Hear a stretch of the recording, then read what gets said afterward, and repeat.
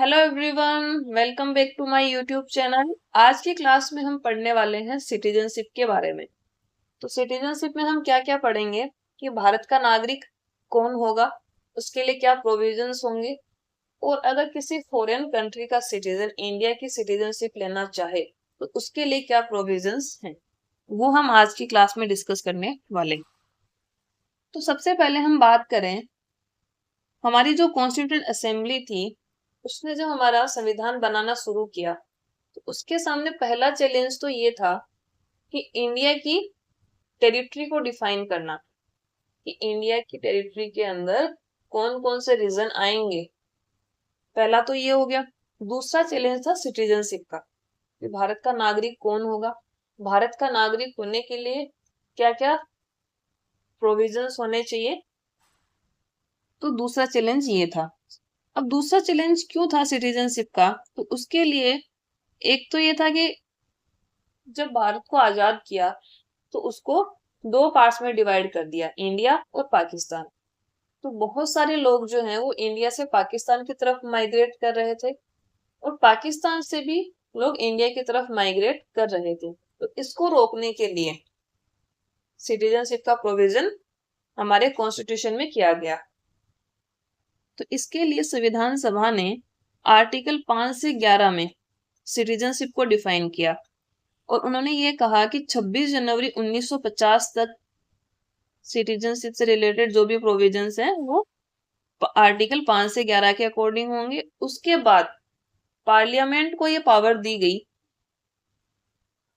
Parliament को power दी गई इसमें चेंज वो कर सकती है समय समय पे। तो जब हमारी फर्स्ट गवर्नमेंट आई तो उन्होंने एक एक्ट पास किया, सिटीजनशिप एक्ट 1955। तो उसके बाद सिटीजनशिप एक्ट 1955 के अकॉर्डिंग जो है वो सिटीजनशिप रेगुलेट की जाती है और उसमें भी टाइम टाइम पे अमेंडमेंट किए गए हैं। तो अगर हम कोई भी टॉपिक पढ़ रहे हैं तो उसके लिए पॉलिटी में सबसे पहले हमें ये ध्यान रखना है कि वो कौन से पार्ट में आता है और कौन से आर्टिकल उससे रिलेटेड है। तो सिटीजनशिप आता है हमारा पार्ट 2 में और आर्टिकल 5 to 11।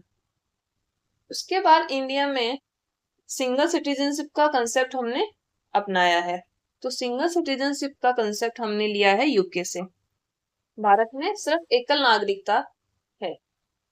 अगर कोई भारत का नागरिक है तो वो किसी दूसरे देश की नागरिकता नहीं ले सकता है, और अगर वो ऐसा करता है कि वो किसी फॉरेन कंट्री की सिटीजनशिप लेता है तो उसको इंडिया की सिटीजनशिप छोड़नी पड़ती है और सिटीजनशिप जो है वो पार्लियामेंट के द्वारा रेगुलेट की जाती है। ठीक है।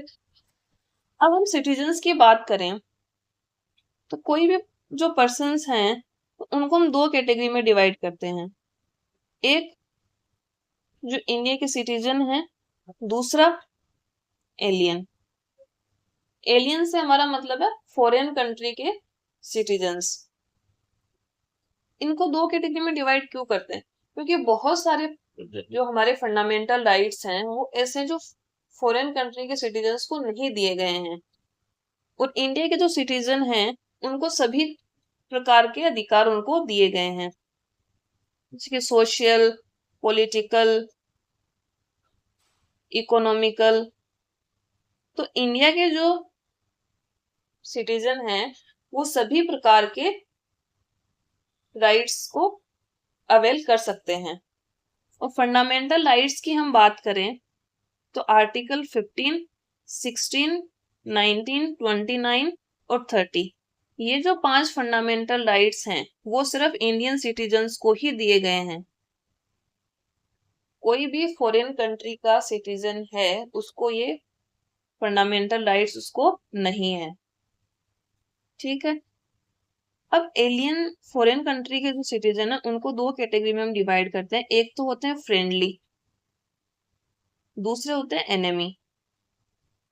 फ्रेंडली से हमारा मतलब है कि जिनके साथ रिलेशन अच्छे हैं इंडिया के, और इंडिया के ऑलमोस्ट सभी कंट्रीज के साथ फ्रेंडली रिलेशन ही है, उनके सिटीजन्स इंडिया के लिए हो जाएंगे फ्रेंडली सिटीजन्स, फ्रेंडली एलियन। तो इनको आर्टिकल 15, 16, 19, 29 और 30 इनको छोड़ के सभी फंडामेंटल राइट्स इनको भी दिए गए हैं। उसके बाद हम एनिमी एलियन की बात करें तो इनको भी फंडामेंटल राइट्स दिए गए हैं। ऐसा नहीं है कि अगर ये एनिमी कंट्री के हैं हमारे तो इनको हमने फंडामेंटल राइट्स नहीं दिए हैं। इनको सिर्फ आर्टिकल 22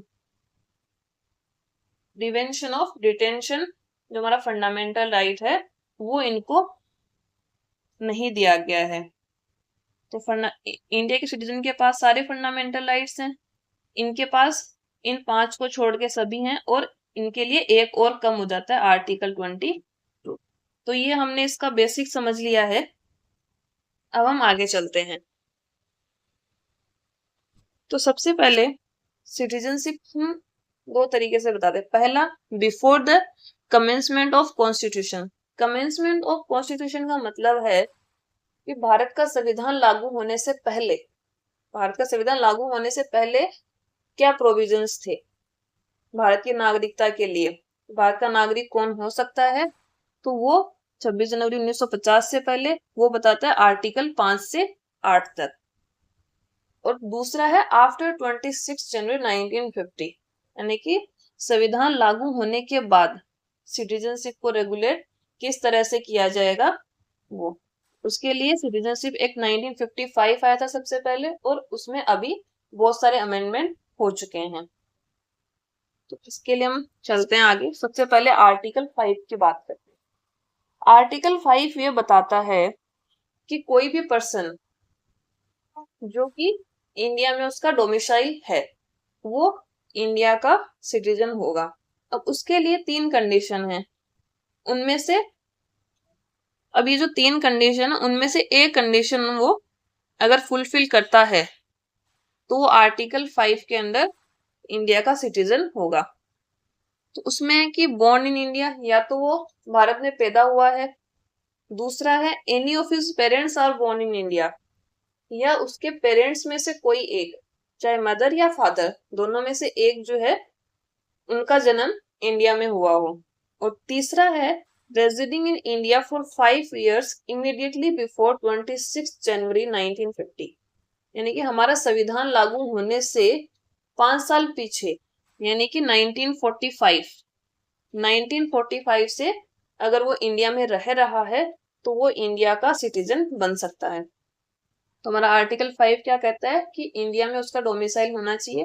डोमिसाइल से मतलब ये है कि आपका परमानेंट रेजिडेंस होना चाहिए, आपका इंटेंशन वहां पे रहने के लिए होता है। फॉर एग्जाम्पल, अगर आपकी जॉब कहीं फॉरेन कंट्री में होती है, जैसे श्रीलंका में आपको 5 साल के लिए जॉब करने के लिए जाना है, तो वो आपका डोमिसाइल नहीं हो सकता। आपको पता है आपको 5 साल बाद में वापस इंडिया में जाके अपना परमानेंट रेजिडेंस वहीं पे रखना है, तो आपका डोमिसाइल इंडिया हो जाएगा। तो उसके लिए 3 कंडीशन हो गई, या तो वो आदमी खुद इंडिया में बोर्न हुआ हो, या उसके मदर फादर में से कोई एक जो है वो इंडिया में बोर्न हो, या फिर हमारा कॉन्स्टिट्यूशन लागू होने से 5 साल पीछे जाए, 1945 से वो इंडिया में रह रहा हो। आर्टिकल 6 बात करता है कि वो लोग जो पाकिस्तान से इंडिया आए हैं, पाकिस्तान से इंडिया आए हैं, उनको सिटीजनशिप कैसे मिलेगी। Persons who migrate to India from Pakistan. अब इसमें है कि एक तो अगर वो 19 अगस्त 1945 से पहले आए हों, और दूसरा है अगर वो 19 अगस्त 1948 के बाद आए हों। अब यही डेट क्यों रखी गई, 19 अगस्त 1948 ही डेट क्यों रखी गई। ये डेट इसलिए रखी गई क्योंकि इस डेट को परमिट सिस्टम लागू किया गया था। तो परमिट सिस्टम क्या था, परमिट सिस्टम ये था कि अगर आपको इंडिया से पाकिस्तान आना है या पाकिस्तान से इंडिया जाना है तो उसके लिए आपको एक परमिट होना चाहिए आपके पास, उसके बाद ही आप आ जा सकते हैं। इससे पहले क्या था कि चलो ठीक है पाकिस्तान जाना है पाकिस्तान चले जाओ, इंडिया आना है इंडिया चले जाओ, उससे पहले ये सिस्टम था। और 19 अगस्त 1948 को परमिट सिस्टम लागू कर दिया था। तो जो लोग 19 अगस्त 1948 से पहले आए हैं पाकिस्तान से इंडिया, उनके लिए, और जो 19 अगस्त 1948 के बाद इंडिया आए हैं उनको सिटीजनशिप कैसे मिलेगी, तो वो हम देखते हैं। जो लोग 19 अगस्त 1948 से पहले इंडिया आ गए उनके लिए दो कंडीशन है। पहली कंडीशन ये है कि या तो जो सिटीजनशिप इंडिया की लेना चाह रहा है, या तो वो खुद या उसके पेरेंट्स में से कोई एक, या उसके ग्रैंड पेरेंट्स में से कोई एक, यानी कि या तो वो खुद या उसकी मदर या फादर या उसके दादा या दादी, उनमें से कोई एक जो है वो इंडिया में बोर्न हुआ हो। और जब से उसने माइग्रेशन किया है, पाकिस्तान से इंडिया में माइग्रेशन किया है, उसके बाद से वो इंडिया में ही रह रहा हो। यानी कि पहली कंडीशन तो समझ में आ गई। पहली कंडीशन में तो ये है कि या तो खुद या मदर फादर या दादा दादी, उनमें से कोई एक इंडिया बोर्न हो। सेकंड जो है वो हम थोड़ा सा समझते हैं। सेकंड पॉइंट है कि जैसे कोई भी पर्सन है, उन्होंने जैसे 12 दिसंबर 1947 को, ठीक है, हम एग्जांपल ले रहे हैं, 12 दिसंबर 1947 को वो पाकिस्तान से इंडिया आ गए, पाकिस्तान से इंडिया आ गए और उनको इंडिया की सिटीजनशिप लेनी है। तो पहला तो हम पहली कंडीशन हम डिस्कस कर चुके। दूसरी कंडीशन ये कि जब वो 12 दिसंबर 1947 को आए हैं, उसके बाद से वो कंटिन्यू जो है वो इंडिया में ही रह रहे हों, उसके बाद वो पाकिस्तान नहीं गए हो, तो ये अगर ये दोनों कंडीशन वो फुलफिल करते हैं तो उनको इंडिया की सिटीजनशिप मिल जाएगी। उसके बाद अगर 19 अगस्त 1948 के बाद कोई इंडिया में, पाकिस्तान से इंडिया आया है और उसको सिटीजनशिप लेनी है, तो उसके लिए क्या प्रोविजंस है? तो पहली कंडीशन तो सेम है कि या तो वो खुद या मदर फादर में से कोई एक या दादा दादी में से कोई एक इंडिया बोर्न हो। पहली कंडीशन हमारी ये हो गई। दूसरा जो है, अब 19 अगस्त 1948 को परमिट सिस्टम लागू कर दिया गया था, तो जो माइग्रेट कर रहा है वो परमिट लेके इंडिया में आया हो रीसेटलमेंट के लिए, ठीक है, परमिट लेके आया हो। अब वो आ गया इंडिया में, उसके 6 महीने तक, 6 महीने तक उसको वापस, वो अगर पाकिस्तान नहीं गया है, कंटिन्यू इंडिया में रह रहा है, तो उसके बाद वो परमिट के थ्रू इंडिया आया है, 6 महीने तक वो इंडिया में रहा है। उसके बाद 6 महीने के बाद वो जाएगा ऑफिसर के पास, जो भी सिटीजनशिप से रिलेटेड जो भी ऑफिसर हैं उनके पास जाएगा, अपना रजिस्ट्रेशन करवाएगा और जो ऑफिसर है वो रजिस्टर करके उसको इंडिया की सिटीजनशिप दे देंगे, तो वो इंडिया का सिटीजन हो जाएगा। ये 5 कंडीशन इसके लिए हो गई। पहला, इंडिया बोर्न होना चाहिए। दूसरा, परमिट के थ्रू इंडिया आया हो। तीसरी, माइग्रेशन के बाद 6 महीने तक वो इंडिया में रहा हो, उसके बाद वो रजिस्ट्रेशन करवाएगा सिटीजनशिप के लिए और उसके बाद उसको सिटीजनशिप दे दी जाएगी। ये हो गया हमारा आर्टिकल 6। आर्टिकल 7, आर्टिकल 7 बात करता है कि कोई पर्सन है, वो पहले इंडिया से पाकिस्तान गया,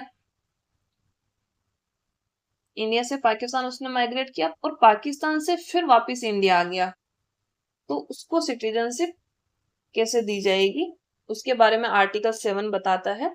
पार्टीशन के बाद अगर कोई, पार्टीशन हो गया था 15 अगस्त 1947, तो 15 अगस्त 1947 के बाद कोई पर्सन ए है, वो इंडिया से पाकिस्तान चला गया, उसके बाद उसका मन किया कि नहीं, हम मुझे तो इंडिया में ही रहना है, तो वो वापस पाकिस्तान से इंडिया आ गया और उसको इंडिया की सिटीजनशिप लेनी है, तो उसका क्या प्रोसेस है? उसका प्रोसेस भी सेम है, या तो वो खुद या मदर फादर जो है या ग्रैंड पेरेंट्स जो हैं वो इंडिया बोर्न होने चाहिए, उनमें से कोई एक। ये पहली कंडीशन होगी। दूसरी कंडीशन है कि वो परमिट के थ्रू इंडिया आया हो।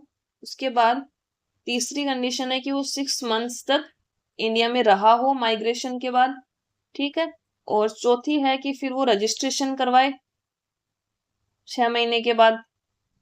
और पांचवा है कि उसको जो भी ऑथोराइज्ड ऑफिसर है वो उसको सिटीजनशिप उसकी अप्रूव कर दे। तो ये हो गया हमारा आर्टिकल 7।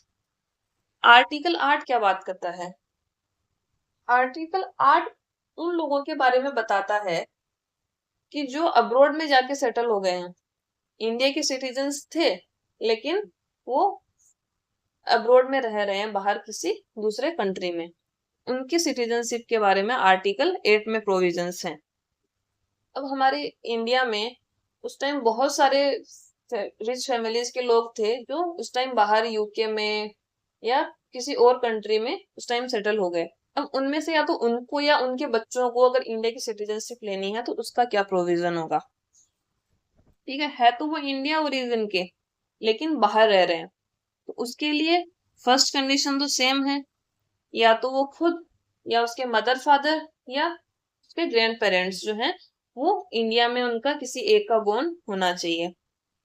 तो वो क्या करेगा, जो फॉरेन कंट्री में अपने जो भी डिप्लोमेटिक ऑफिसर होते हैं या जो भी काउंसलर रिप्रेजेंटेटिव होते हैं इंडिया के, उनके पास जाएगा, उनके पास रजिस्ट्रेशन करवाएगा। अगर उनको सही लगता है कि हाँ इसको सिटीजनशिप दी जानी चाहिए तो वो उसकी सिटीजनशिप को अप्रूव कर देंगे। तो बहुत सिंपल प्रोसेस है इसके लिए। ये बात होगी हमारी आर्टिकल 8 की। अब आर्टिकल 9 हमारा बताता है कि कोई भी पर्सन है उसने क्या किया कि उसने वॉलेंटरी किसी फॉरेन कंट्री की वो सिटीजनशिप ले ली। ठीक है हम एग्जांपल ले लेंगे, कोई भी पर्सन था उसने यूएसए की सिटीजनशिप ले ली वॉलेंटरी। ठीक है अब यूएसए में तो क्या है, यूएसए में ड्यूअल सिटीजनशिप है